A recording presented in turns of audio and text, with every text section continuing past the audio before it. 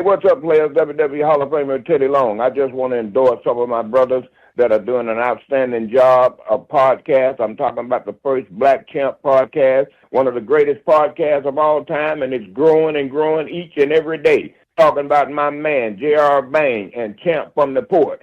Players, you better take a listen to them, and if you don't, I'll have J.R. Bang and Champ put them in a tag team match, and it's going to be a lot of trouble.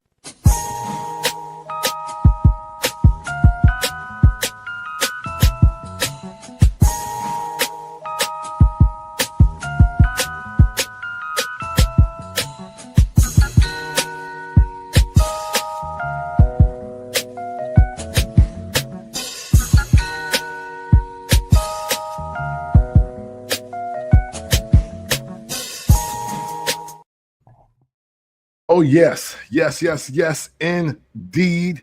It is a new year, but you should be expecting the same fire because wrestling podcasting is still going strong, and this show is still going strong, and nothing would make this show any better besides the fact I get to tell y'all off the rip that Johnny Wrestling got beat by a black champ to start the new year. So, hey, things are right in the world, all right, as well as the world of wrestling. And even if you don't think so, we're here to talk about it like nobody else in the world.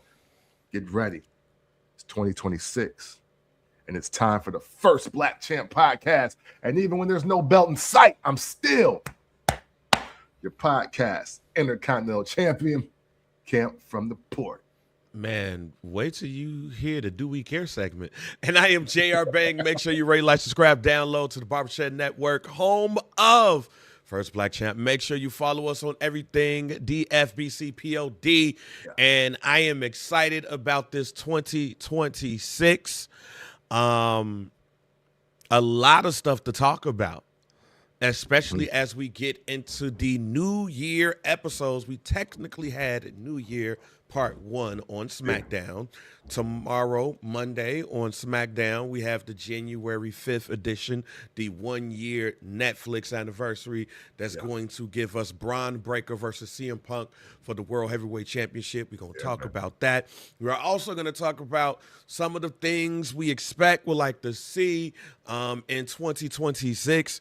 But we're going to start off with Damien Priest. Damien Priest on the New Year episode of SmackDown wins another feud. Wins another feud. He defeated Aleister Black in the ambulance match. You saw Rhea Ripley show up in the ambulance to get a little bit out of here, and a nice little bump, pause, from Aleister Black off the the ambulance. Go ahead. We're talking about that. Okay. Now talking about the other bumps. I mean, hey, you got to probably need to do that in order to get that. But this is yet another feud that Damien Priest won. He started out the year going back and forth with Drew McIntyre. He ends up winning that feud in the Hell in a Cell. Then he just kind of disappeared. If you listen to this podcast, if you are a P1 of this podcast, you know that I have said that after that, he should have been in the John Cena sweepstakes. Should have. No, for sure. I don't know if it was injuries or anything like that, but he just disappeared. But now he wins yet another feud on SmackDown, Aleister Black. What should be next for Damien Priest? See, this is a tough question because we would essentially be preparing him for what he just did to start the year. He would be getting the winner of Cody versus Drew just based on how the landscape of SmackDown looks today. Like, I don't think that just because Sami Zayn said it that he should be next. You know what I mean? So, and off top, and I could just not be having the roster placements correctly, but I don't even think that there's anybody main event contender level that's really done something recent to our minds that's like, oh wow, they should be next. Specifically on SmackDown. On the Raw, I think there's about 7 guys, but, but for SmackDown, I can't think of that fourth or fifth person that could be in this mix and potentially be in Damien Priest's way. So, and usually after the high profile specialty dub, a title got to be in your sights. So, but do we want to see Drew versus Cody or Drew versus Drew? I mean, Damien versus Cody or Damien versus Drew again? I don't. Like, I don't. Well, we'll get into that a little bit later in the show because my prediction will lead to another version of that. See, Damien Priest, somebody that I probably in the beginning was not the highest on. Like, we went through a phase where we was calling him Freaky Undertaker here on the show. He was getting all of the chicks backstage when he came to NXT. He won the North American Championship, had the celebration inside of the hot tub and all of that stuff. I was unsure of where and how he would fit. Could he? They did the whole Judgment Day thing with Edge. Yep. And then they kicked Edge out and sent Edge over to AEW. Like, but then he's World Heavyweight Champion. He's United States Champion. I think he was Intercontinental Champion. I don't remember. The Judgment Day thing as a whole. You bring. I say all that to say, Damien Priest to me last year should have been in the main card title picture. 2026, there's definitely no reason why Damien Priest shouldn't be in the title picture. I don't care who's the champion either. If it's Cody, if it's Drew, if it's CM Punk, if it's Bron Breakker, Damien Priest should be right there. He's been doing this. Now even take it back to what you had said a couple of years ago on this pod when the thing with Bad Bunny. Yeah. WrestleMania with Bad Bunny, then Puerto Rico with Bad Bunny. You said that with everything that he's done, he needs to get a title shot at this point because he's did everything everybody has asked him to do. Yeah. You have even said on this podcast, there's some people that will probably take the career of Damien Priest over some other people because of everything that he's done. Now, yeah, and Bobby, thanks for reminding me. He had the shoulder injury and he didn't want surgery. And in fact, I do remember they saying that they had to sit his ass down. So I can see that. But still, you don't drown him out. Right. We've seen many people in these cases still remain at the top of the card, come out there and talk, they whoop somebody's ass and walk off.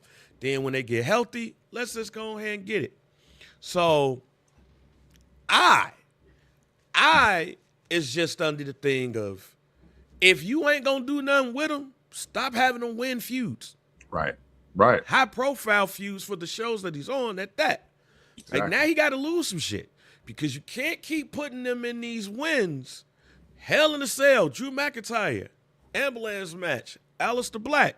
Yeah. Can't keep doing this. And then you don't give him a spot. Like at this point, and we know it. We know we're on the road to Royal Rumble. If you've been listening to this show since day one, you know once we get to this point, I do my Royal Rumble power rankings starting now. Yep, there we go. Yeah, he ain't number one. Of course, he's not number one. However, if you power rank it, he got to be in the top 5 of the power rankings of the people who could win the Royal Rumble based off of the fact you keep putting them in high-profile matches and you keep allowing him to win. Oh, yeah. That's not even talking about the Judgment Day shit. Right. Like the whole Judgment Day thing with him and Finn Balor and Rhea Ripley and Liv Morgan, they won that. If you look at 2025, he ain't the most successful one. However, he had a great 2025. Yeah. Yep. He had a great 2025. It's literally like that year, that first year Glenn Rice went to Charlotte. It was like, yeah, He didn't win MVP. They didn't get to the finals. But Glenn Rice smoked that entire year. Matter of fact, we ain't did this in a while, Kemp. We ain't did this in a while. And now that we're talking about basketball, if this was basketball, who would Damien Priest be? He ain't got no title shot. He ain't got no title shot. He ain't win nothing, but, like, who is he? We going today's era? Oh, we go whatever we want. You already know how we do. We mess around and talk about a player from the 80s. Right, yeah, no, for sure. I still like my Glenn Rice selection. But if I had to, hey, but you know what, though? Not for nothing. I'd put him around that because wait, no, he went to the finals. I was gonna say Charles Barkley, but he didn't go to the finals yet. Yeah. But and he does have a chip. So, but right now, I'll tell you this. Damien Priest could be David Robinson before they drafted Tim Duncan. I'll go David Robinson. See, now you got me thinking based off of my own damn question. But Damien Priest does have a championship. True. He does have a championship. That's true. That's the tough part. See, that's the tough part. Because and the Money in the Bank win at WrestleMania. Yeah. So like, see that, and see that's why the 2025 placement of them don't make sense. I got you. Go ahead. Clyde Drexler. Because Clyde got a chip. Clyde got a chip with the Rockets. He's got a chip with the Rockets. He was, of course, one of the best in the NBA. Yeah. With the Blazers. For the young people that may not know or didn't watch The Last Dance, but it was true because we were there. Clyde Drexler at one time was considered the second best shooting guard in the league behind one guy in Chicago by the name of Michael Jeffrey Jordan. Right, and I know I see a couple of people putting some younger players in the chat. I wouldn't put him as Jaylen Brown. Even though Jaylen Brown has a chip, I wouldn't put him as Jaylen Brown. I wouldn't put him as Robert Horry because Robert Horry got 7 of them, and he was a role player. Yeah. Damien Priest is probably the number 2 big man on SmackDown. Yeah. He's probably the number 2 big man on SmackDown. To who?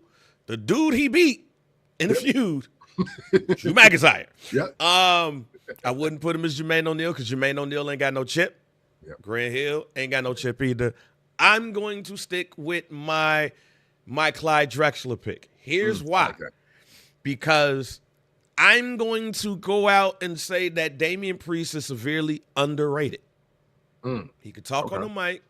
He's very charismatic. He will take your girl. He's done it.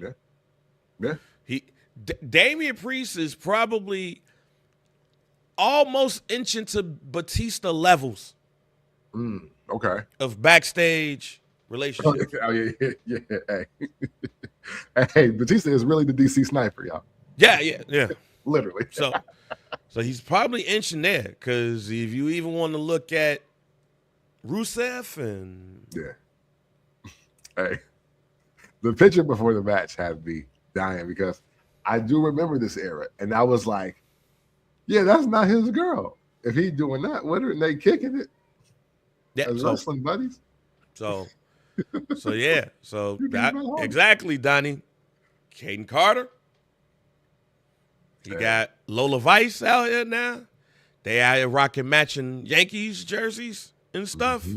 It's only a matter of time that he moves on. All right, he's inching beyond Batista levels. Yeah, hey, and as an anomaly, you don't know that many Puerto Ricans that size. Usually Puerto Ricans are no taller than 5'7". Oh, Damien Priest is the biggest Puerto Rican I've ever. He's the biggest Puerto Rican athlete I've ever seen. I know a lot of Puerto Ricans. I ain't never seen a Puerto Rican past 5'6". Yeah, I definitely haven't. It's like I definitely haven't. Not a man. I've not seen a Puerto Rican male that's over 5'6", 5'7". I've never seen it. Like if they mixed. Like Carmelo Anthony, daddy's Puerto Rican. He's 6'9". Technically, he is, but he mixed. I ain't never seen a pure Puerto Rican that is 6'10". Yeah. So there's that. But yeah, like Damien Priest to me is the Clyde Drexler of the main roster right now. He got him a chip. He's been to the mountaintop, or at least almost there, but ain't climbed it. Then he finally climbed it. He got a Money in the Bank. He's been in some high-profile feuds and things of this nature, but he's not the top guy. Yeah. He's not the top guy. That, to me, especially as we start the transition, as we see a lot of these wrestlers that we loved and in some of these eras get a little bit older, you got to start investing some of that. Is Damien Priest investable in that case? Like if Cody Rhodes were to say today, I'm out, peace. Is Damien Priest somebody that you feel like can be amongst the people that can help carry the torch for the WWE? I'm on the fence because I don't think that we've seen the best face run from Damien Priest. Okay. I think it was building, literally like against Drew McIntyre. It was building, and maybe injury has stalled some of that. I think his promos even got better in the midst of that. But he's Damien Priest. Damien Priest is in the need of a face run that is undeniable, to where we're literally saying he's the hottest guy in the company versus he deserves the title that he's holding. So basically you saying that he needs to wrestle in the Bronx or in Puerto Rico all year long? If that's what it takes, hey, but you know what? Hey, New Mexico might be an untapped market, much like Arizona. Like, you never know. Wherever people of Latin descent are, I want to see what happens when he goes out there. You know what I'm saying? Because hey, look, man, Terror Squad is a big deal, but people just seem to love pun more than Fat Joe, the Puerto Ricans. You know what I mean? So, what do you know? Yeah, well, we will see, but it was interesting for him winning that feud. I was actually surprised that he won that feud against Aleister Black. I just knew that they was going to give Aleister Black the rub. But, hey, look, he won a feud against Drew McIntyre, and because he was hurt, Drew McIntyre got to continue to push, and now we're going to see Drew McIntyre versus Cody Rhodes again in a 3 Stages of Hell match. We'll talk about that a little bit later in the show. The Usos, new tag team champs. They defeated Dragon Lee and AJ Styles on Raw last week, but to close out the year. Is this too early, though? Are we putting the straps on the Usos too early? What do you feel like you think this is going? No, not at all. From my perspective, and because this is how the WWE has set it up, no Usos, no tag team division, period. So with that said, to me, hey, look, I was never in love with the AJ Styles Dragon Lee makeshift mixed tag team. They ended up becoming champions. In my mind, the Usos, the New Day should have had the titles, or the Viking War Raiders, whatever they are. If they're healthy, both are healthy to do it. You know what I'm saying? So it's no surprise to me that the Usos lose the tag titles, the unified tag titles at that time, at WrestleMania to Kevin Owens and Sami Zayn, and the tag team division went to shit. And it was pretty much non-existent. And they gave both respective teams new belts, and still nothing. True. They I think the Usos need the titles, not to validate them, but to validate the division of like, okay, this is the benchmark. Because hey, who knows now? And this is like a soft guarantee. I think now that the Usos are back and the Usos are tag team champions, I now officially don't think the Street Profits are breaking up at all. I think now we found some creative has found something for them to do. Hey, best of 7. Hey, remember what the Usos did with the New Day? Hey, we need y'all to do that. That's what I think is happening. That's my soft guarantee this week. Because I figured we would talk about this, and I wanted an opportunity to say that. I think I think now all of a sudden we just realized the tag team division exists again. So for me, it's not too early. Russ, I got to disagree with you. It's not a setback for Jay at all, because Jay on his own with the mic is bathroom worthy. He's popcorn snack break worthy. He's not his cousins. He's not his brother. He's not his daddy on that mic. He ain't his grandfather on that mic. So with that being said, this is the perfect opportunity for Jey Uso to show what his greatness really looks like. Again, hey, look, now he's just the Bret Hart. He's the Shawn Michaels. If we were ever confused about who was the lead guy in the Usos because they're twins, well, let's be clear now. It's Jey Uso. Jay is the Nikolai Volkov. He's the Jumping Jim Brunzell. Damn. He's the Shawn Michaels. He's the Bret Hart. Hey, he's the, well, I don't know, high energy. What was it? Was it really Coco Beware, or was it Owen Hart? You got to ask those kind of questions. But that's what this is now for me. I mean, I wouldn't go that far.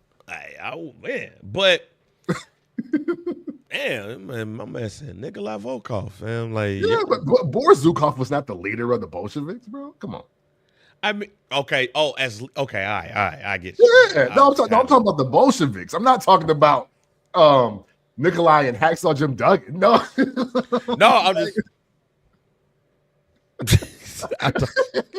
because the Bolsheviks is one of the toughest tag teams of all time to me. That's what I'm saying. Like, hey, but Nikolai got the solo run. Yeah, and that was terrible. Like, if you know, women, you know how people got on us. You know how when people got on us about Greg the Hammer Valentine. Yep. Like how they was Greg the Hammer Valentine. Hey, you guys don't know wrestling. You guys are young. You don't know no wrestling. Greg the Hammer. We didn't see the Greg the Hammer Valentine y'all saw. Right. Somebody's gonna have to tell me how great Nikolai Volkov was, because I ain't see it. I ain't see it when I looked at old footage. I ain't see it when I saw it when I was coming up. Nikolai Volkov, to me, seriously, was one of the worst wrestlers I've ever seen in my life. And the Bolsheviks is the worst tag team that I have ever seen in my life. The only matches that I ever saw the Bolsheviks win were jobber matches.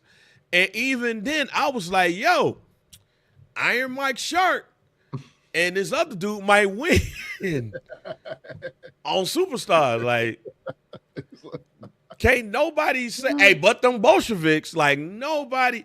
I think the Bolsheviks was the worst representation of Russia.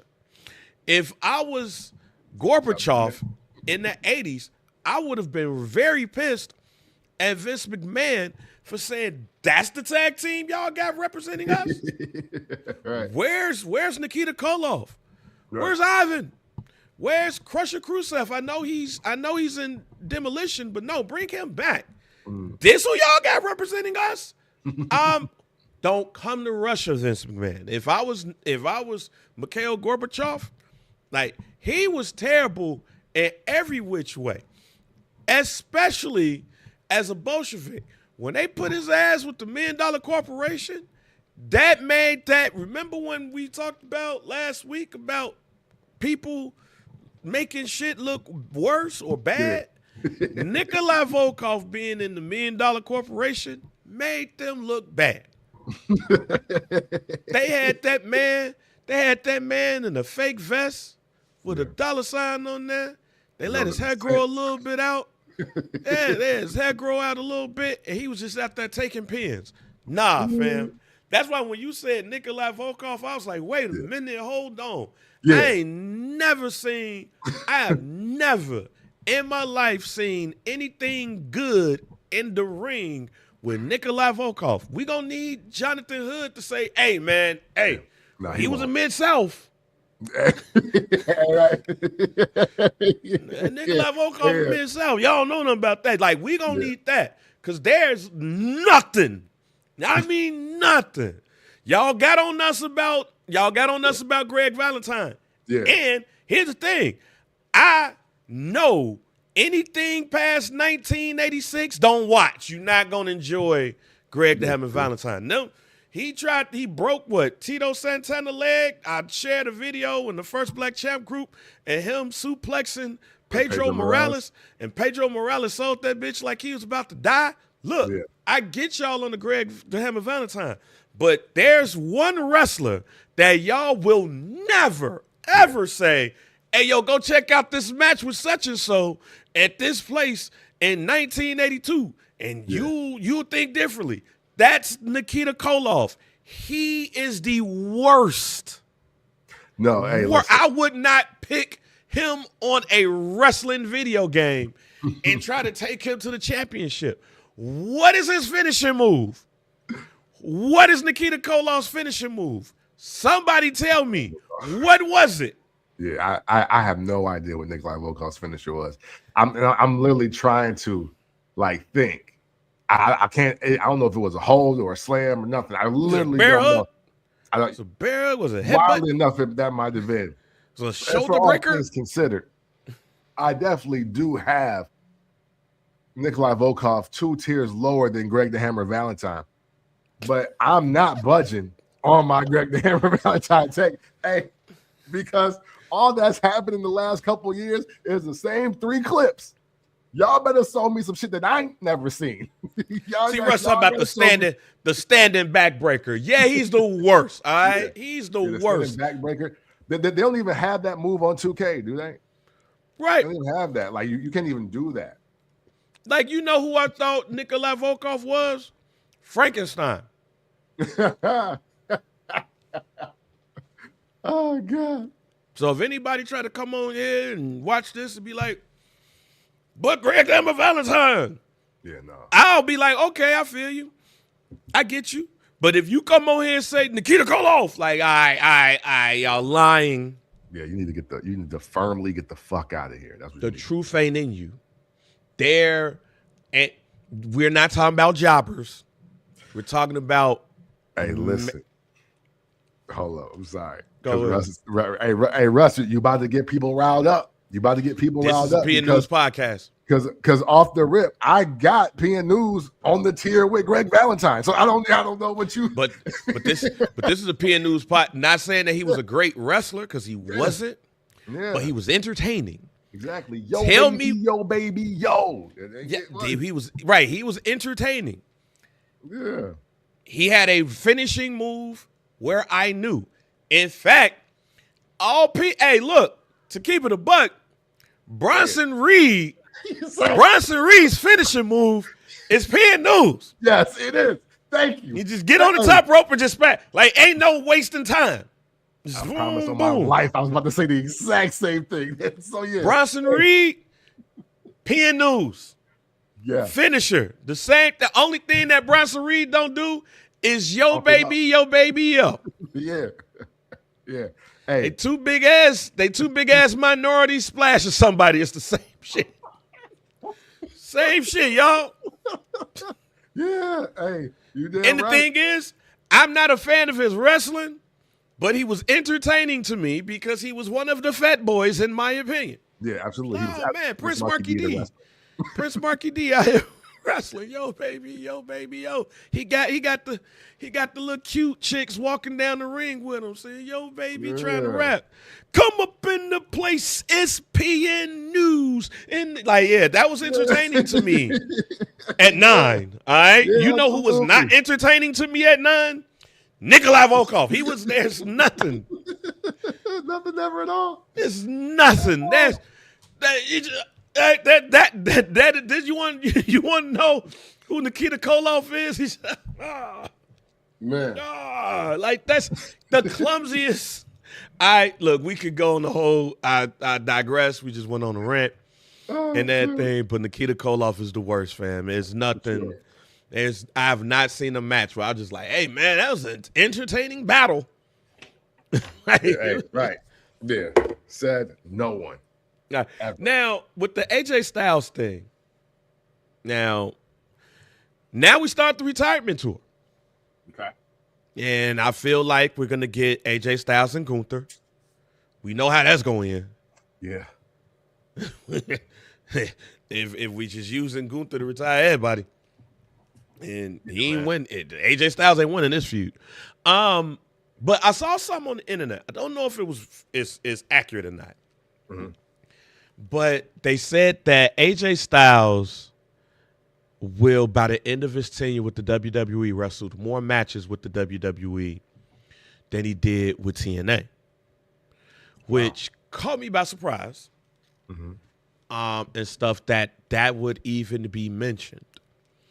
When you think of AJ Styles, now I know this is probably a deeper discussion as we get to the end, but being that we're starting the retirement tour for AJ Styles, how do you equate his WWE run with his TNA run? Now, before we go any further, he is TNA. He's Mr. TNA. He's the face that ran that place. And we get it. But TNA was also on Fox and TNN and all those stuff. And, you know, while he was there, they eventually became number two. But, you know, a lot of shit going on, Jeff Jarrett. And then you got the WWE cats come up in there. You got him with Fortune and Rick Flair. How do you look at his WWE run compared to his TNA run? So this is difficult because I think everybody's opinion will be skewed based on how much you love or hate the WWE. Because I like a lot of what you said and how, although he was the face that ran that place, and I think his TNA run should always be heralded high and respected.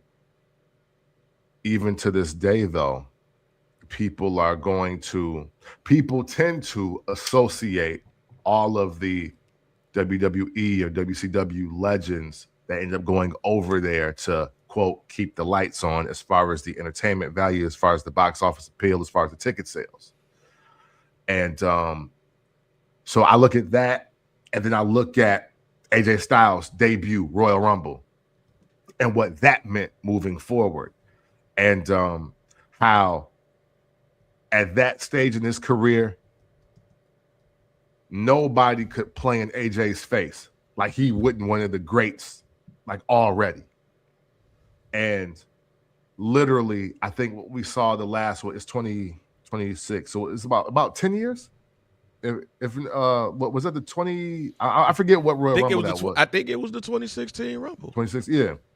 So I look at that, and I look at the aspect of AJ Styles showed up as a household name. He showed up as a household wrestling name, a wrestling household name. Like if you have a wrestling house, AJ Styles' name was in your house. Maybe not for the casual fans, but and even though obviously wear and tear on the body, he wasn't the same young kid trying to make a name for himself that he was in TNA.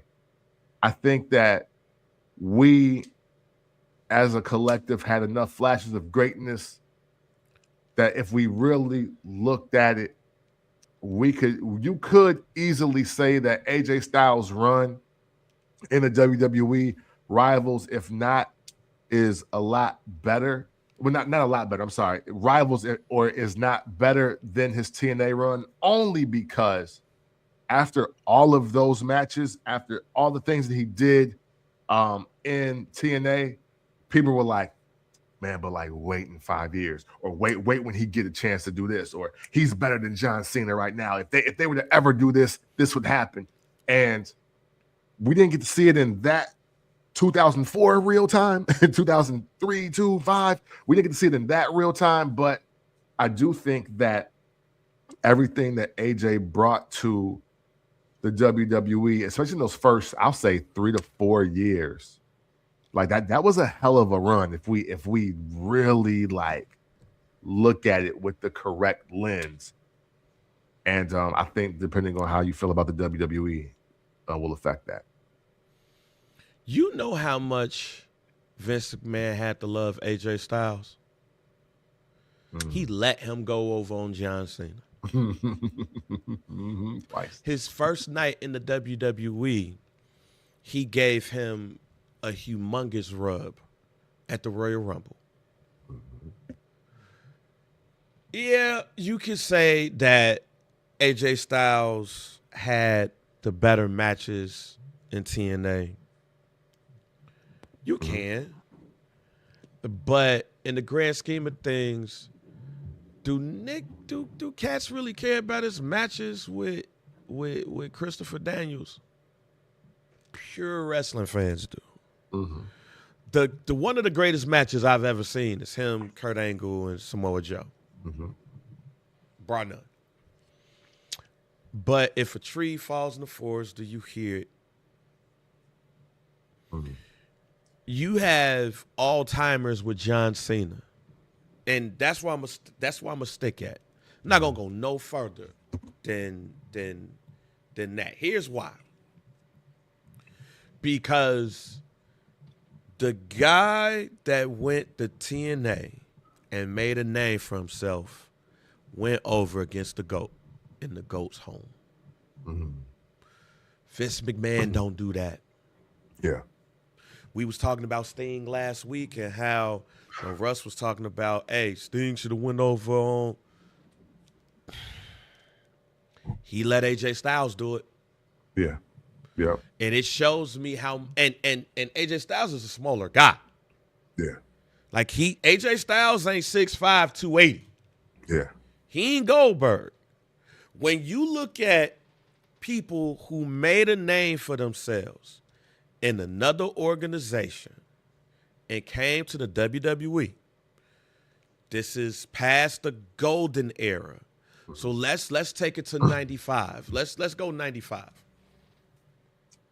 Tell me a wrestler outside of Goldberg and AJ Styles who made their name in another organization and had the success that they had with the WWE.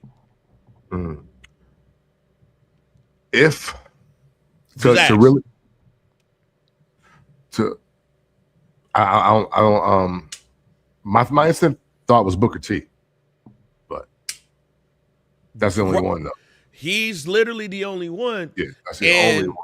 Quite honestly, AJ Styles is more successful than Booker T. Yeah. Yeah. The better WWE career is clearly AJ Styles. Yeah. Yeah. Yeah. Goldberg and AJ Styles, singles competitors. Goldberg and AJ Styles has had more success than anybody that was a name that came from another organization that you was excited about. The only other group of people that we can throw in this is the Dudley Boys. Oh, damn, I forgot about that. Yeah, yeah. That's the Dudley Boys, Goldberg, AJ Styles, and we could put Booker T in there. To me, is the Mount Rushmore of people who were icons or stars where they were at, then came over to the WWE and kept it going. And was wildly successful. Yeah, I see why I definitely see the asterisk now with Booker T, because he definitely became the bigger star, but he didn't really run WCW. He was just like a cornerstone of WCW. So no, I got you. Okay. Yeah, so I'm with you. So for AJ to get what he got in the WWE, yo, look, I have to put his WWE time over his TNA time. At the same time, he needs to. This ain't a guarantee. This is a guarantee hope. And this guarantee hope only happens because of what we saw last year. I really hope that the WWE allows AJ Styles to win the TNA Championship at WrestleMania. Mm. I think that combining his WWE time with his TNA time, putting that TNA belt, since they got the partnership, on a large platform, and him being able to win it there, I think would be dope. It actually goes into also a question that I have a little bit later. But AJ Styles winning the TNA Championship at WrestleMania, to me, would be amazing. That would be cool. Side note, just had to throw this out here. Ladies and gentlemen, for those who've been up a long time, because Wrestle Kingdom was in American time this morning. Okay. Tanahashi lost his last match to Okada. Are y'all gonna be up in arms like y'all was with John Cena losing to Gunther? I'm gonna watch it once it gets on my joint. I'm gonna watch it. But I got a question about that. Just real quick. Do you think that the real problem with John Cena losing his last match is the marketing, I'll say, of him being the greatest of all time? Nope. Okay. I think it's just nostalgia. Okay. It's the never give up nostalgia. And sometimes you just don't want your heroes to lose. And Russ, hey man, don't play. Hey, we might not talk about it much, but don't you play with New Japan Pro Wrestling, Jack. Never. You know what I noticed, fam? Like, as much as I loved the WWE and as much as I loved WCW, ECW, TNA, I love wrestling. I sometimes try to hold it down for those organizations outside of America, because man, you talking about somebody that was like, I did not know Bernie Mac had a TV show. Yeah. On HBO. I sent you that joint, and and knowing that the year it came out, I was probably watching AAA. Like I was probably watching Lucha Libre. I ain't give a shit about like Bernie Mac in 1995. When that thing, okay. But yeah, I was watching Mexican wrestling. I was watching Negro Casas. You know what I'm saying? I was watching Negro Casas. Let's move on. So wait a minute, hold on. Wait, it's Black House, ain't it? Yeah, Black Houses. Yeah. Okay. As a wrestler, Negro Casas. He was actually at one of the WWE joints in Mexico. Like, he was in the crowd. So, before, got to throw this out here. It's not necessarily a be knowing moment, but Camp from the Port was telling us how he was pissed at the WWE with Zack Ryder being in the tournament instead of Matt Cardona. Matt Cardona debuts on the WWE main roster. Yeah. He debuted on the WWE main roster. They had the Zack Ryder on the Tron, and then it disappeared. And then it was Matt Cardona, and he is officially in the I keep trying to word this right. Okay. I'm going to say Matt Cardona officially debuted on WWE main roster television because he did wrestle in NXT as Matt Cardona. Yeah. I don't want to say Matt Cardona returns to the WWE because Zack Ryder was his character. Right. So I'm going to say Matt Cardona debuted on WWE television, getting a win.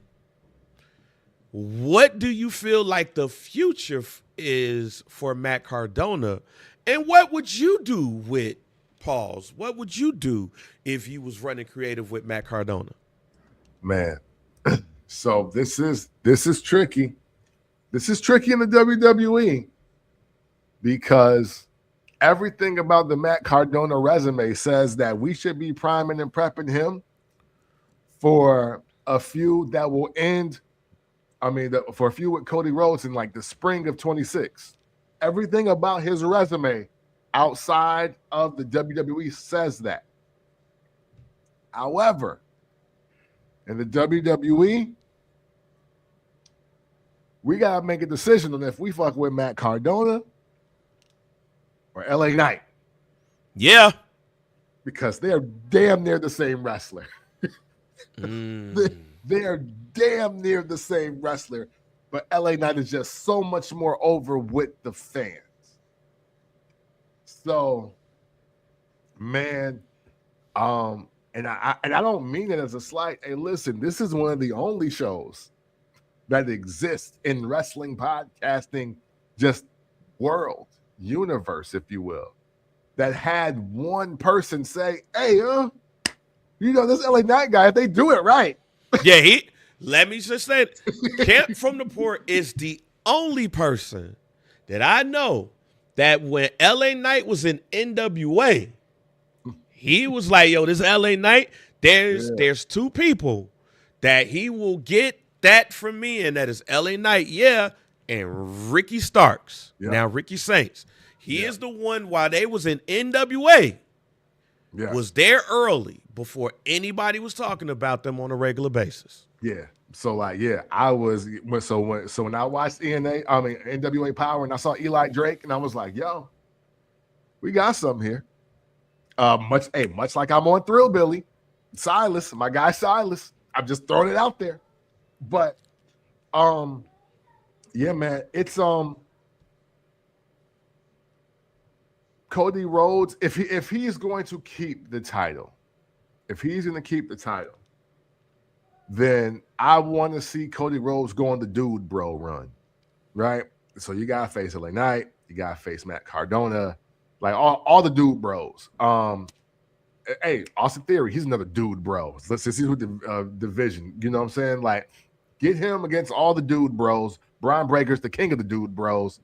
And if he's not going to beat CM Punk, then I need to see Cody Rhodes versus Bron Breakker. But I don't know. I mean, unfortunately, and pops are everything. And I think you put me onto that years ago on this show. And the pop for Zack Ryder was a little less than the pop for Matt Cardona. But I think for me, I'm getting the education on just how indie he was and how much superstar he isn't, if that makes sense. Yeah, to me, pops are not everything, because it's almost like pops to me is like records that come out on Tuesday and you get the Billboard numbers and you see it was the #1 album in the country or movies. Mm-hmm. When you see that this is the #1 movie in America. But then the next week it drops dramatically. Yeah. Or that TV show that was so anticipated and you getting ads all summer and summer long. Mm-hmm. The new fall schedule. And we got this TV show coming with this actor, and then everybody watches it the first night. But then that second night, it plummets, and then it plummets after that, and then you only see it for 9 episodes. That's what I don't hope happens, or that's what I hope it don't happens to Matt Cardona. Right. I hope Matt Cardona, I'm not saying he's going to be a world champion, ladies and gentlemen. I'm not. And Pat, I do believe in God. Yes. Believe in God, Pat. I don't feel like he's going to be a world champion. Like, he's not going to do that. We're not going to be like Matt Cardona versus Cody Rhodes for the Undisputed Championship, at Backlash. No, we're not going to do that. But, there you go. Amen. See, there you go, Pat. It's falling WB. Yeah, so, but what I do feel like is that, you know what I feel, Camp? Let's go back to the Usos.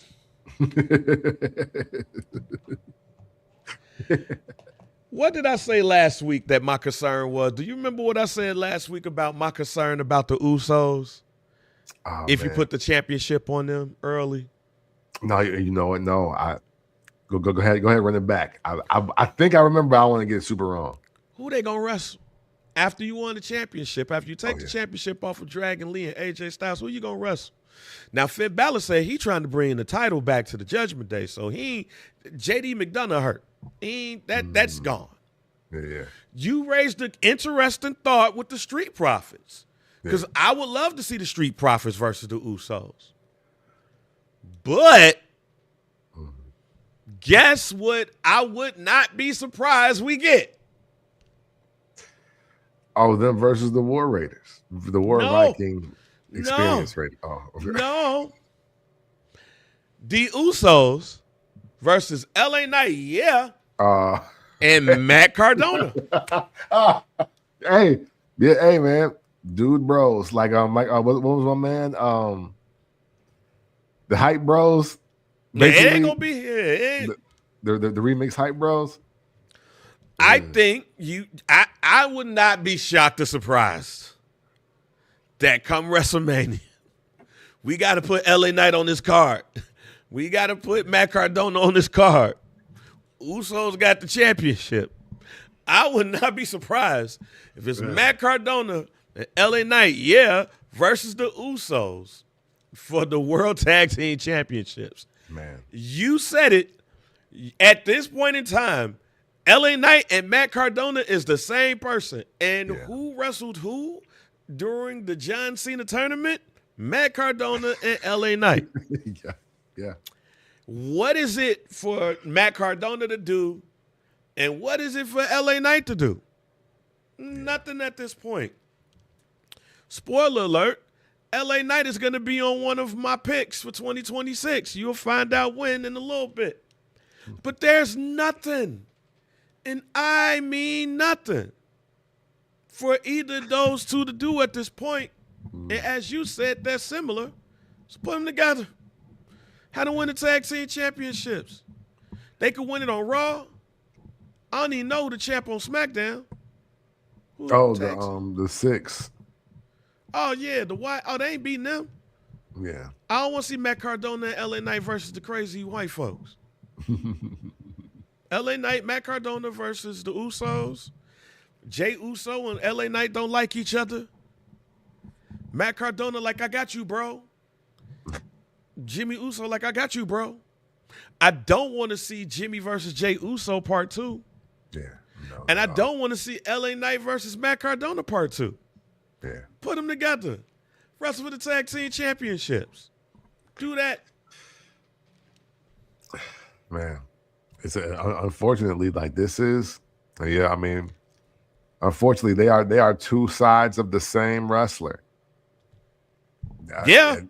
That's this is interesting.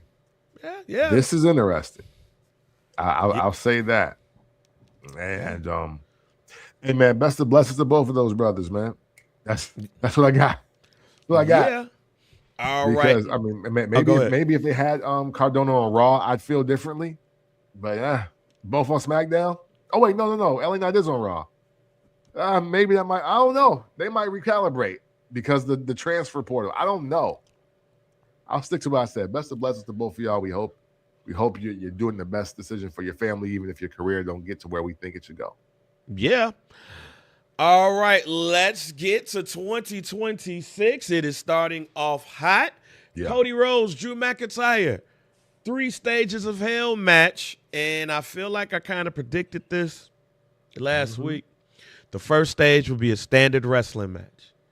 The second match will be a falls count anywhere match, which feels like it's still going to be happening in the ring. For sure. Because the third match is a cage match. Yeah. You can't lower the cage in the middle of the crowd.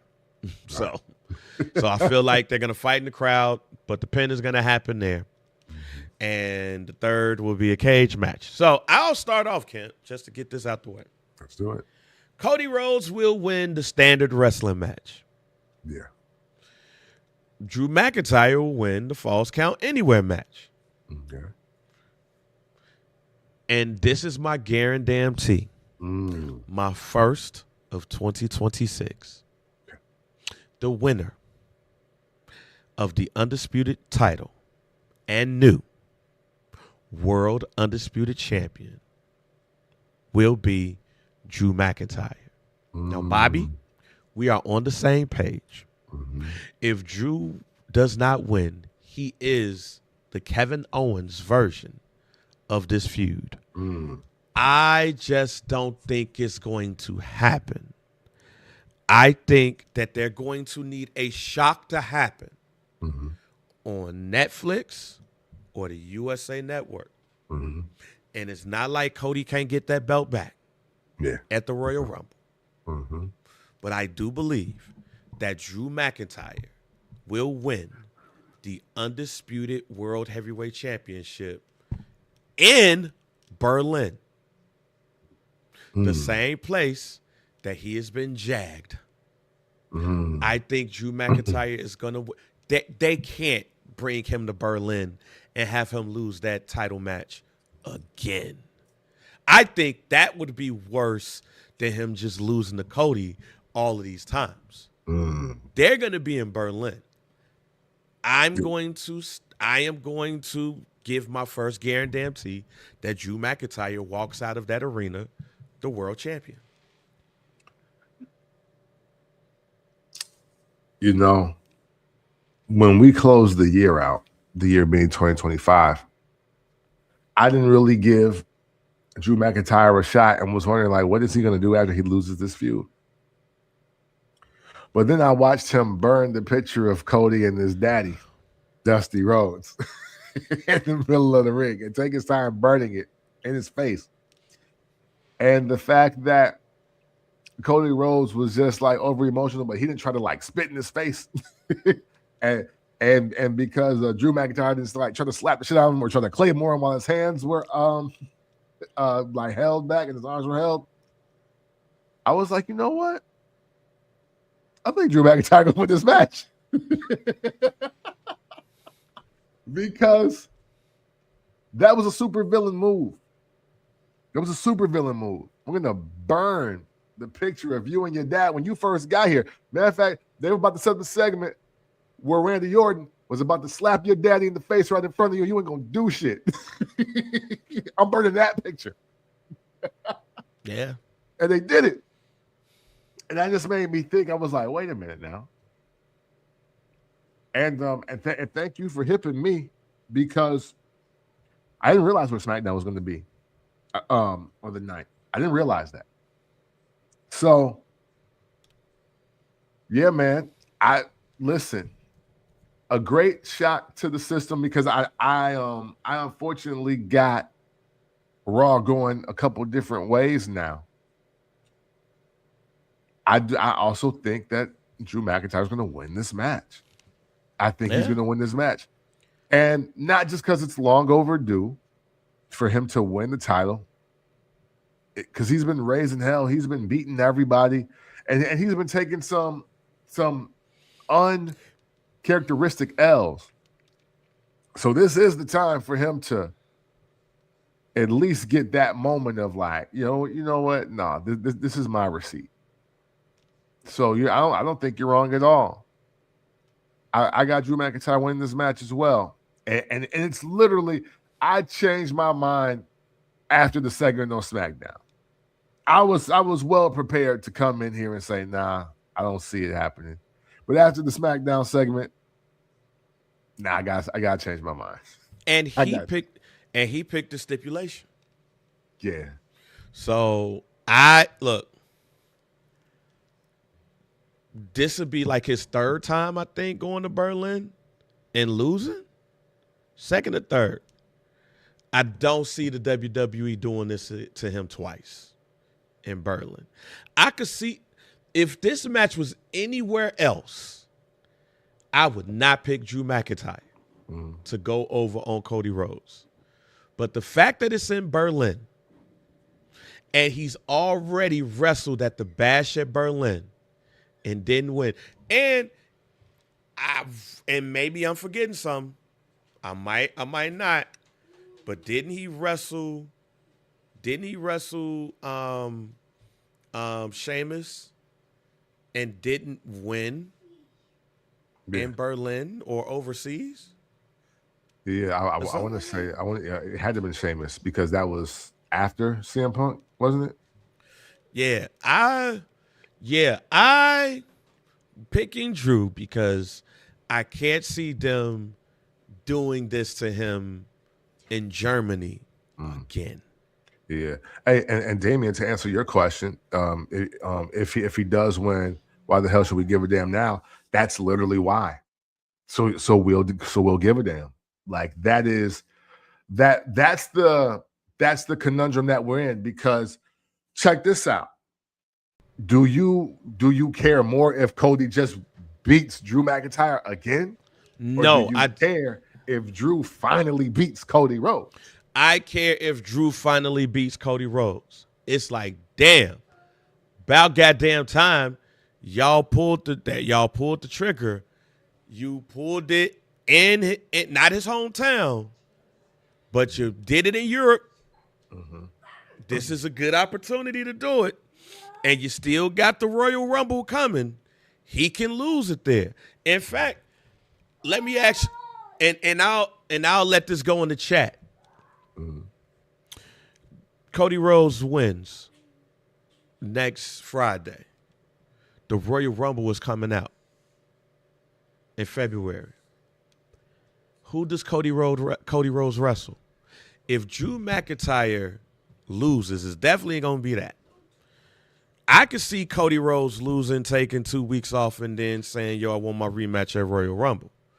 If Cody Rhodes wins, who does Cody Rhodes wrestle at the Royal Rumble for the Undisputed Championship? Mm-hmm. What, Damien Priest? That would be the only logical pick for me. That would be it. Mm-hmm. And I don't think the Randy thing is going to happen then. Mm. Randy said he's wrestling for it. He wants a title shot. Yeah. I don't think that's going to happen at the Royal Rumble. Oh, no, not that fast. Listen, and because that's disrespect. That's disrespect. Randy Orton, listen, I don't know how long everybody's been watching wrestling, and even though he would deserve it, quote unquote, you need way more build up. You need way more promo. You need way more special tier for Randy Orton, Cody Rhodes for the WWE Championship. Everything about their story, do not try to tell me that shit in 2 or 3 weeks. Right. That's disrespect. I actually think it's more likely than not to see Randy Orton in. I think. Well, this is how I would put together the Randy Orton story. Randy Orton puts him on notice. Is already on notice. Mm-hmm. Hey, I've been focusing on other shit, but hey, we gonna see each other about that title soon. I bet. I don't think that happens at the Royal Rumble because I think that Randy Orton enters the Royal Rumble to try to get the shot at Cody at WrestleMania. Mm-hmm. Because he feels that Cody versus Orton is best suited at WrestleMania. For sure. He does not win the Royal Rumble, but he gets a shot at the title at Elimination Chamber. Mm-hmm. I think Cody versus Orton happens after WrestleMania. Here's a guarantee that I'll throw out there early. Might not happen, but I'll throw it out there. Mm-hmm. The first episode of Raw after WrestleMania, Orton turns heel on Cody Rhodes. Mm. Okay. Not mad at that. Because I don't think Cody Rhodes is losing the belt at WrestleMania. Mm. Let me just say, I don't think he's going to lose that belt at WrestleMania.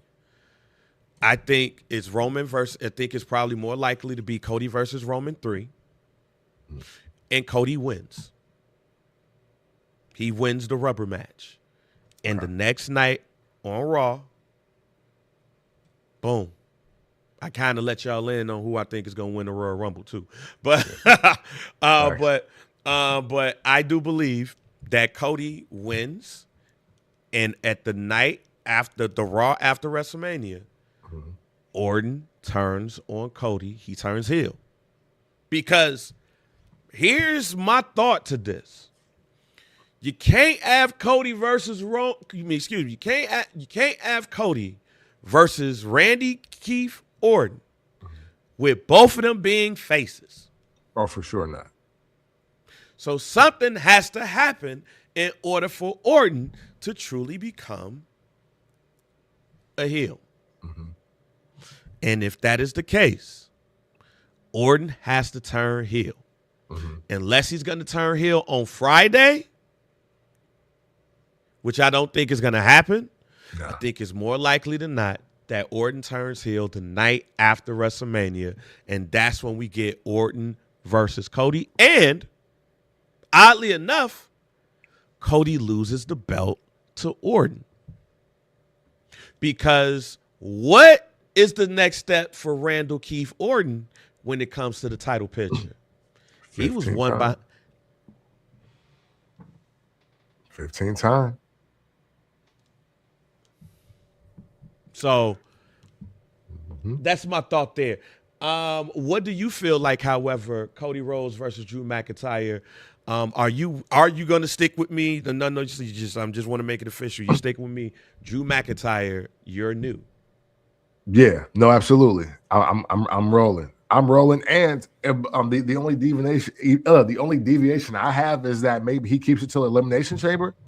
I don't have him winning and then turning right around and losing. I do not have that, because there has to be a run that keeps Drew McIntyre in the picture around SummerSlam, and I don't think you do that for the guy that wins and holds it for 2 or 3 weeks and then drops it again. I don't believe that happens. And, so you're saying Cody loses on the 9th. Yep. He loses at Royal Rumble, and now we're saying, how does Cody Rhodes get to WrestleMania? Yep. That's the story. We've already spent the back-to-back, I'm going to WrestleMania, no doubt. So now it's looking like, okay, maybe Cody's off his game.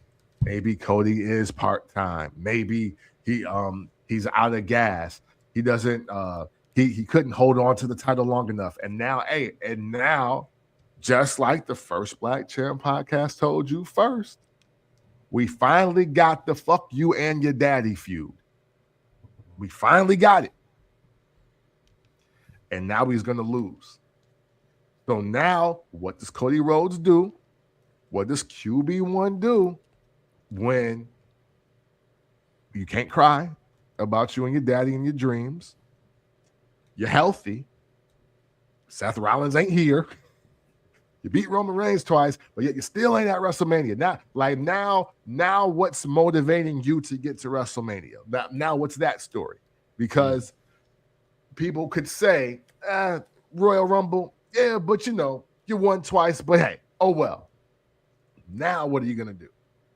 And that's the thing now. How does Cody get to WrestleMania? It's a better story than how will John Cena get to WrestleMania when he got squashed by the Undertaker from the audience. Yeah. Like, it's a better story than that, but that I do believe that is now Cody Rhodes' story. How do I get to WrestleMania? Well, we will see. And we'll talk about Trick Williams and his SmackDown debut a little bit later. Bron Breakker, CM Punk on Monday. Netflix, 1 year anniversary of Netflix and the WWE. Bron Breakker out there talking, ladies and gentlemen. Yeah, man. He's a better talker than his daddy and his uncle. Yeah, for sure. Now, speaking of what we talked about last week too, and I was laughing about that yesterday, about tag team, members of tag teams that we don't want to see in a singles match. Nikolai Volkov, he's number 1 on that list. I didn't want to see him or Boris Zukov. What was that, WrestleMania 5 or 6? when it was Boris Zukov versus Nikolai Volkov. Why? Yeah. Like, why? That's like that. Y'all didn't even break up, man. Yeah, like y'all didn't do that with Marty Jannetty and Shawn Michaels. Like y'all didn't say Marty Jannetty versus Shawn Michaels. Y'all did it like, what was it? The Soviet Union collide? Like, not the Mega Powers, but the Nikolai Volkov. Sorry, he's the worst wrestler. Like, there's not a lot of wrestlers on this list that weren't quote unquote jobbers. Right. But yeah, Nikolai Volkov is the worst. and he's a person in the tag team that's like, I want to see him wrestle. Like, he's probably number one on that list. Like, he's number with a bullet. Fair. Like, with a bullet. Fair. Yeah, I'm just saying. But Bron Breakker out here talking. Mm-hmm. He going back and forth with Punk. Mm-hmm. Hey, man. Does it feel like Bron Breakker has put himself in a must-win situation? Like, when you look at this, did this go from, they ain't going to give him a shot. He ain't going to win it, though, but it's going to be good to see Bron Breakker in the title match. Mm-hmm. Did he go from that to, he got to go over on CM Punk? Kevin Nash out here talking shit about CM Punk because he out here wearing shirts while he wrestle. Yeah. And stuff like, does Bron Breakker got to win? Does Bron Breakker got to win? No. Is now the rest of the wrestling world on the page I think we put them on September, October? Yes. I believe that. Hey, look, here's my prediction mixed with my guarantee. I got CM Punk winning this match. And wildly enough, I got him winning by like DQ. I don't see a clean loss for Bron Breakker. I don't see that happening. And that may not be super sexy for the first for the 1 year anniversary of Netflix on Raw, but maybe something bigger is going to happen. But again, I am absolutely stamping my guarantee now. Now I'm stamping it and I'm adding sauce on it.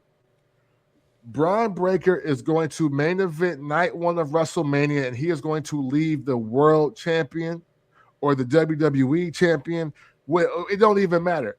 Whatever title that is available for him to fight for, Bron Breakker will leave night one of WrestleMania as the champion. That's it. I am stamping it now because this has been great. I don't think anybody expected him to be that good on his own with the flip of a switch.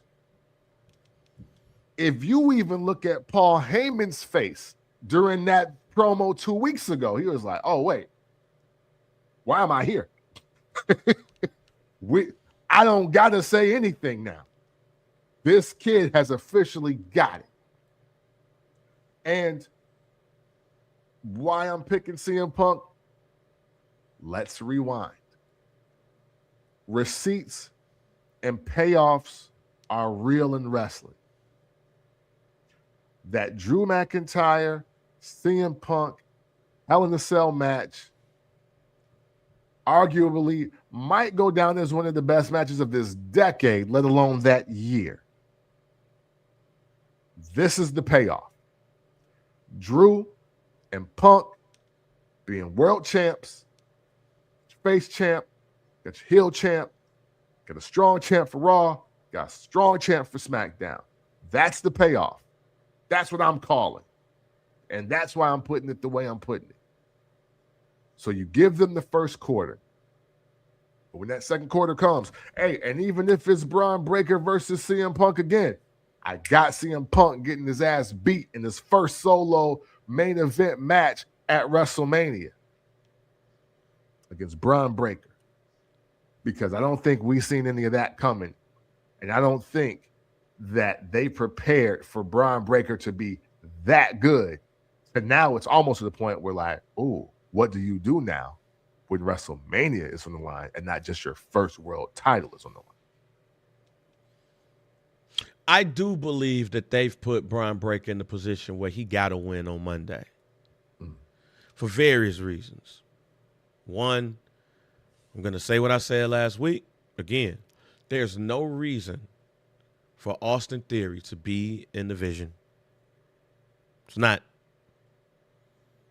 Sorry, y'all. There's no reason. It's just terrible. So that's one. So now I think you've dampened the vision. 2, I look at the vision now like I did when Seth Rollins was there. Which is why I'm going to say that CM Punk is going to win.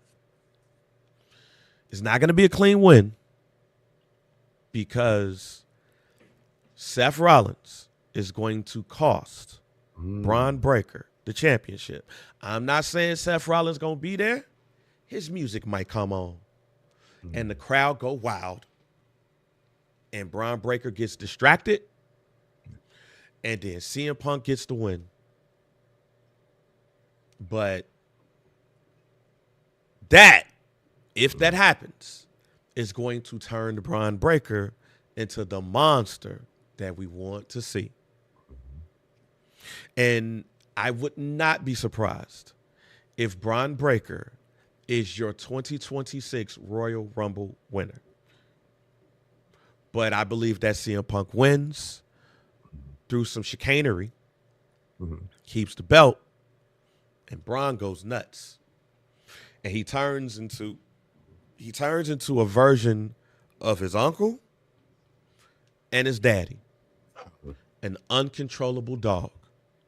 An uncontrollable pit bull that Paul Heyman don't know who you gonna get from one minute to another. I just think that when you look at the vision ain't strong enough to have a champion in it just yet. No facts. Because when you look at these factions, you have to look at these factions from an ability of, they run the show. Now, I don't think that the Vision run Raw yet. Now, maybe Bronson Reed and Austin Theory are your future tag team champions. I don't think that's the case. Maybe it's Logan Paul and Austin Theory. But I don't think outside of Bronson Reed, nobody is strong enough to really be credible for a group. So there's that piece. But I do believe that Seth Rollins will be involved in some way, shape, or form in Bron Breakker losing. That could simply be his music plays. And Men Road to I got Shakur Stevenson versus Teo. I think Teo is overrated. Rhea Ripley and Io Sky versus the Kabuki Warriors for the Women's Tag Team Championship. Who you got? Oh, wait, run that back again. I'm sorry, Kabuki Warriors. Oh, yeah, that's right. Oh, yeah, Rhea the girls have been fighting Sky for like 2 months. Yeah, the Rhea Ripley and Io Sky versus the Kabuki Warriors. Everything about this says Rhea and Io. It just why put them together for this long and do this many times? Now Kairi saying finisher ain't even working.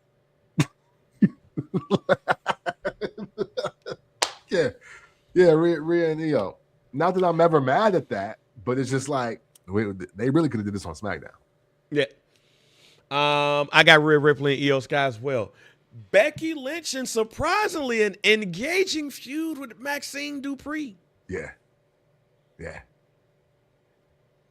What's your thoughts on that one? I got Maxine. I got Maxine Dupree. I don't like this version of Becky Lynch. And that's this Donald Trump version. Yeah, and I don't need to say more than that. I just don't like this version. I don't either, and I tried to like it, but I'm straight on it, and shouts out to Maxine Dupree. I just want to say shouts out to Maxine Dupree. Hey, Tyler Helton World says, look, I love any pro wrestling promotion. Hot take. I have the same problem with Death Riders and AEW and Daniel Garcia like Austin Theory. Yeah, Daniel Garcia don't need to. What? Thank you, Tyler. What is the point of Daniel Garcia being in the Death Riders? First of all, he's a minority. And I stand on it. We've been saying this anytime somebody mentioned the Death Riders. This is American History X. Why is Daniel Garcia there? No, so they can avoid being called American History X. That's why. Yeah, whatever. Hey, let's get to the 2026 predictions before we get out of here. First question for you is, will TNA overtake AEW as the second promotion? TNA will start on AMC television on January the 15th. So, first of all, that's big for them to have a cable deal, but it's also big for AMC, the channel that we was used to seeing old Westerns. Mm-hmm. And we was used to seeing like old television shows. You can see Gunsmoke on there. And you see Gunsmoke on this joint back in our day.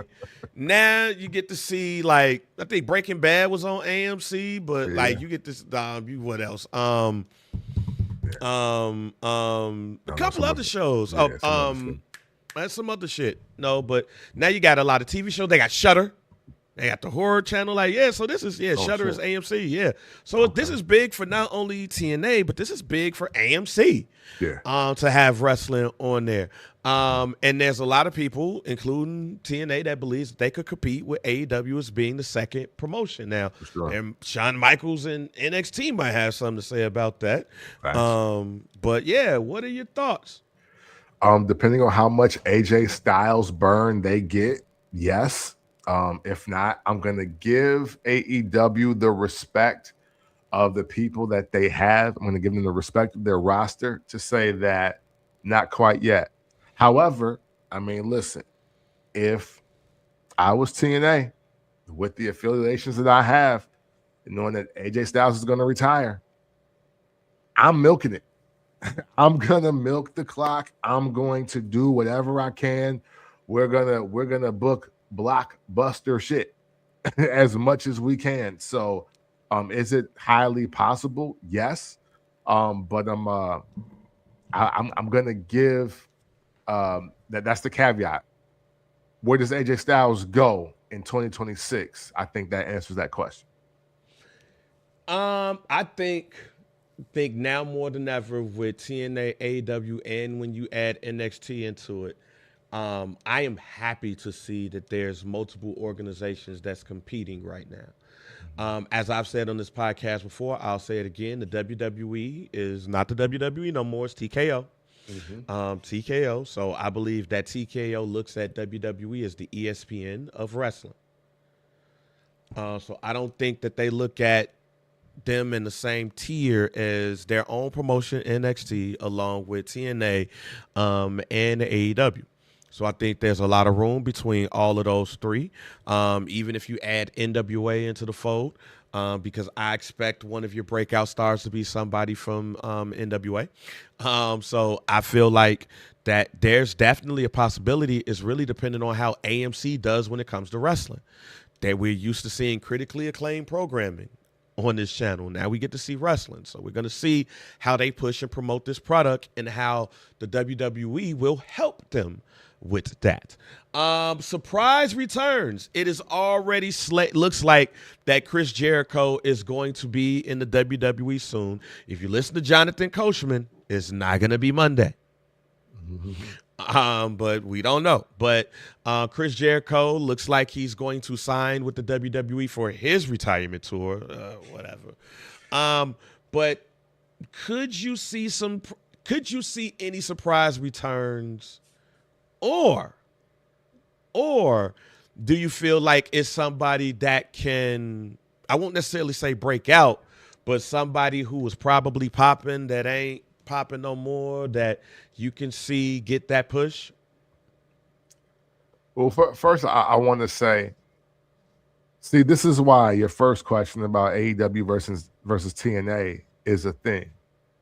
Because Chris Jericho in all of his glory since the pandemic has been with AEW.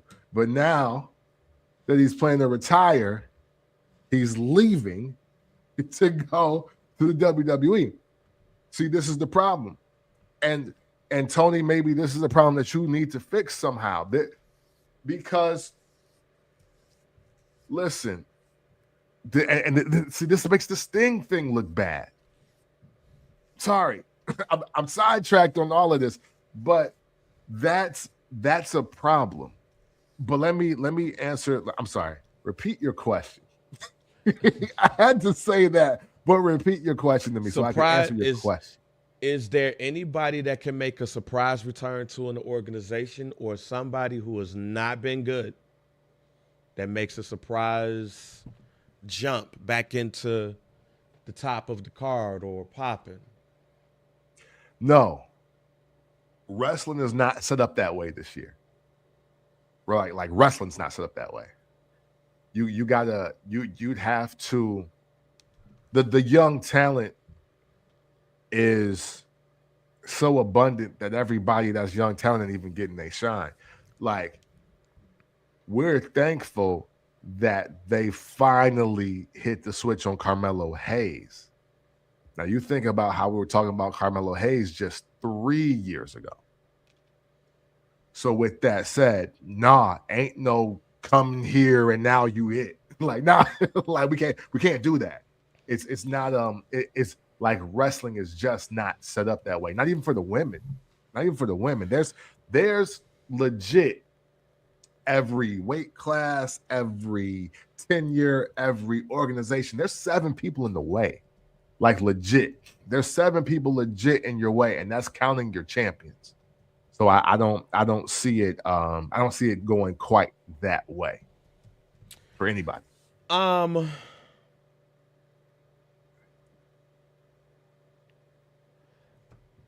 It depends on how things go. I think her contract runs out in late 2026. I saw on the internet. But depending how things lay out, and if it does lay out that contract could end and she could pop up on AEW television, Bayley to AEW. Oh, you meant just anywhere. I would not be shocked by end of 2026, early 2027. Bayley is not with the WWE, and she would be in AEW with her friend. Yes. Okay. But I'm going to stand on my answer because, again, look where Chris Jericho is going to end his career. Like, there is something to be said because, like, this is where wrestling is different from the NBA and the NFL and the MLB. This is where it's different because Chris Jericho retiring to wrestling fans is an extremely big deal. Much like Sting retiring was a very big deal. John Cena, AJ Styles, Ric Flair, Shawn Michaels, Triple H, all these people, all these names that we're naming, it's a very big deal when they decide to retire. And yes, it makes sense to retire where you might have had your greatest run or your biggest success or whatever the issue may be. That does make sense. But when you are a company like AEW, which is now in its 6th year, and they are trying to get over the hump. And much like, again, First Black Champ Podcast told you first, they were never competing with the E, and especially not day one. And we were saying, give them about 5 years to see what kind of conversation that we can have. And now we're having the conversation about how can TNA overtake them with the sign of a pin for this year. If Bayley can come in and make a splash, but is it the splash that's necessary when you got a bona fide legend not even willing to retire there? So it's a couple of things to that, and this is where I disagree with you at. The reason why I disagree with you, because I think that those two things don't match each other. Bayley going over there is Bayley being able to go wrestle against different women in the WWE and be more at the top of the card. Now, to your point from the Chris Jericho thing, it goes to what Ric Flair reportedly allegedly said about Sting winning his last match, because who he's going to go over. Yeah. I think that, and I've said this, I think that AEW has done a piss poor job at putting and keeping people over. I think they've done with the way that they move things around so quickly with booking. Why would you have somebody lose to Sting? But for Bayley to go over there with her friend, and here's the thing that people don't realize about Bayley. Bayley ain't loyal. Like, everybody is loyal to the paycheck that they get.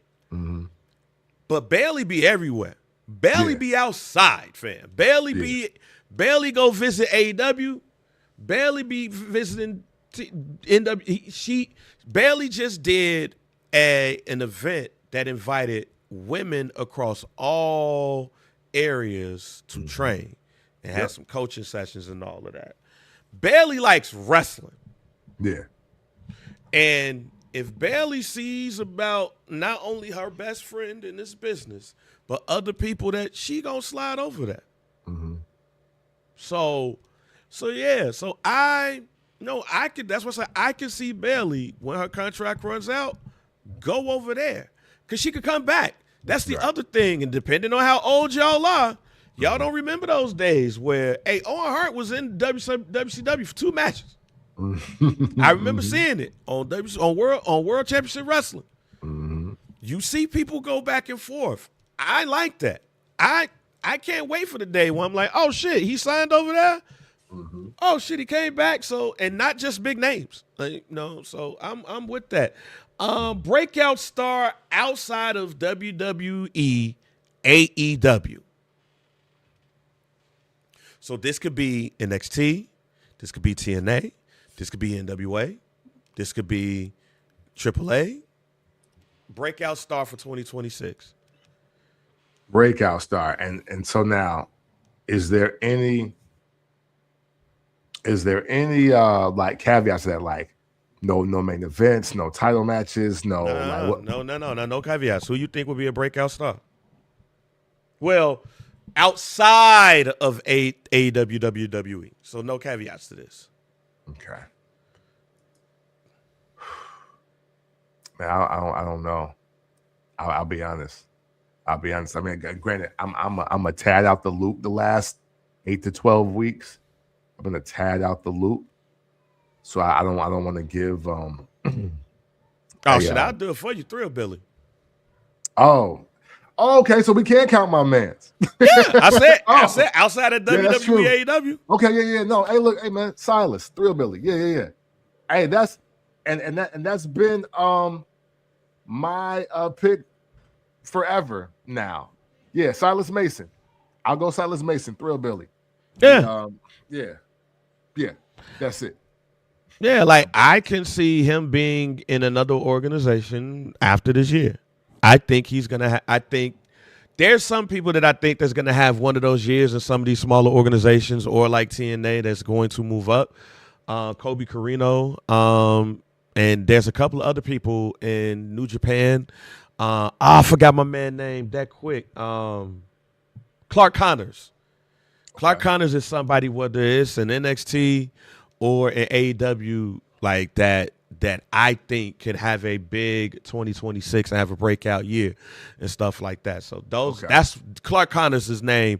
Oh, and David Finlay. David Finlay, his contract is up as well. Finley's son. So I want to see, and Leon Slater is another one in TNA. He's actually wrestling for the NXT Championship. So he's another one. But I don't like to keep it away from the family. I'll pick David Finlay.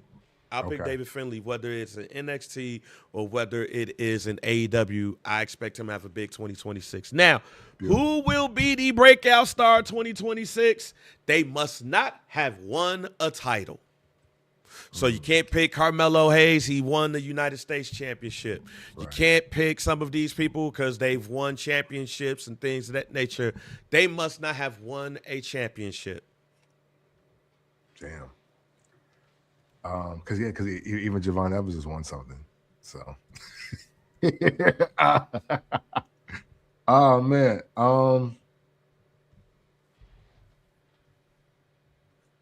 this is tough. Well, actually, no, he didn't. I just thought about it. Javon Evans has not won the tag team championship. He's not won the North American championship. He's not won the world championship. Oh, well then, yeah. Again, I mean, we had the segment about them last week. So yeah, no. If the young OG, if Javon Evans hasn't won anything, I don't know why I thought he won I don't know. Maybe he was just competing for it and lost. But I do think breakout year again. Even though I said he could end up being like Evan Bourne. Evan Bourne had a really good year. He had a really great year. And the breakout year doesn't mean that you're automatically slated for ultimate success. So yeah, all the stars are aligning for Javon Evans to have a hell of a 2026. So yeah, I'll go that. Sorry, y'all, that might be the McDonald's large fry answer with the Sprite, but that's what I got. And that's my pick, Javon Evans. Like that's my pick. Right there too. Who will fall off? I will start by saying LA Knight. Yeah. Perfect. I think call it a night. I told y'all early in the show what I think gonna happen, but call it a night for LA Knight. Yeah. Damn it. When you said fall off, he kind of popped in my mind too, but I'm going to pick somebody else. Last Legend did not win, and she's somebody that I thought about too, because she looked good on SmackDown again. Hey, she's not looked bad on this main roster at all. Yeah. Okay, so since you picked Javon and we understand that, no, I'm going Lash then. I'm going Lash Legend, and that so we can have actual two. Yes, no, because Lash Legend be getting busy. So yes, no, absolutely, no. Fall off. Hey, look, I'm not trying to start no shit. I'm not trying to hot take my way through the year, but I'm picking Sami Zayn. Ooh, I'm picking Sami Zayn. Nah, because matter of fact, he said everything he said in this promo. Hey, I went from talking about wanting to be the world champ to now I want to do it. Well, son, you're not. You're not. So now what? You're not because Bron Breakker's in your way now. because Trick Williams is in your way now. Because Matt Cardona's come back and not a Zack Ryder now. Who else we got? Austin Theory has a pulse. Logan Paul is really great, even when he's not doing anything. AJ Styles is retiring. Your homie got to come back. Randy Orton's going for title 15. Yeah, Sami Zayn. Sami Zayn's going to fall. Dominic Mysterio exists. Yeah, I'm picking Sami Zayn. Which leads to now, who will be your 2026 MVP? 2026 MVP.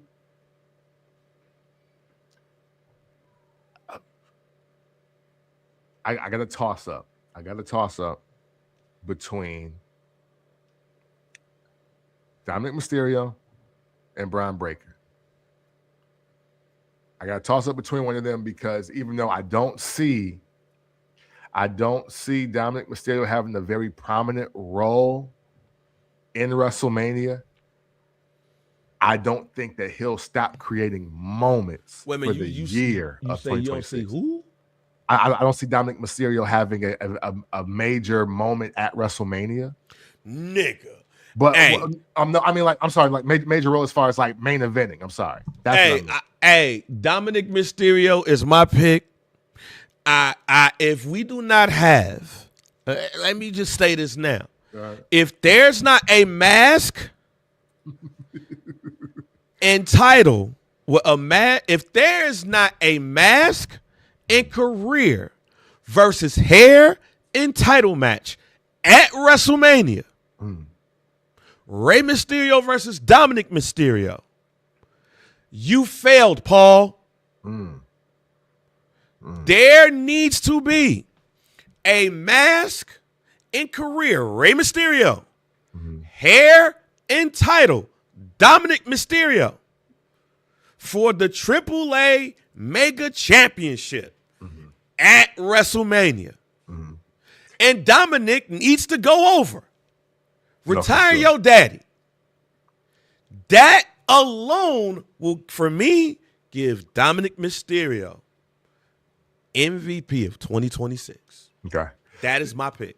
No, as I was explaining, if I'm saying that Dominic is going to create more moments without the main event, then he's obviously the MVP. I was like, he may not main event, but he'll create the most moments. And if he's going to create the most moments, then he's the MVP. Oh, yeah. Because you don't have to main event for the title. You don't even have to win the title to create the most moments. Because I'll say you now, I think Dominic Mysterio, barring health, will get one of those championship belts.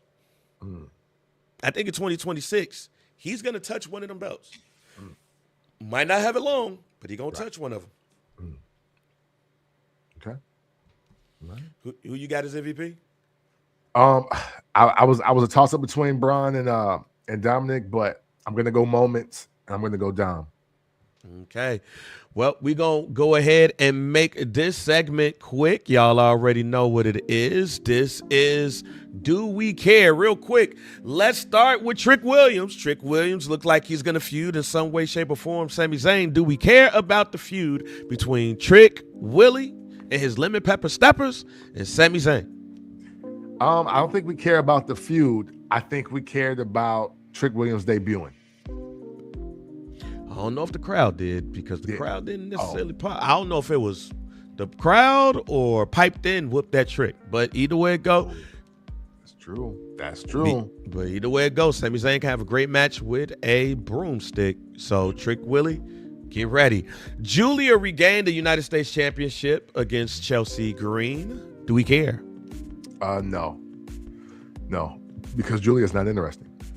There we go. And the last Do We Care is we saw Johnny Gargano, Johnny Wrestling, go up against Carmelo Hayes for the United States Championship. He was there with his wife, but that's it.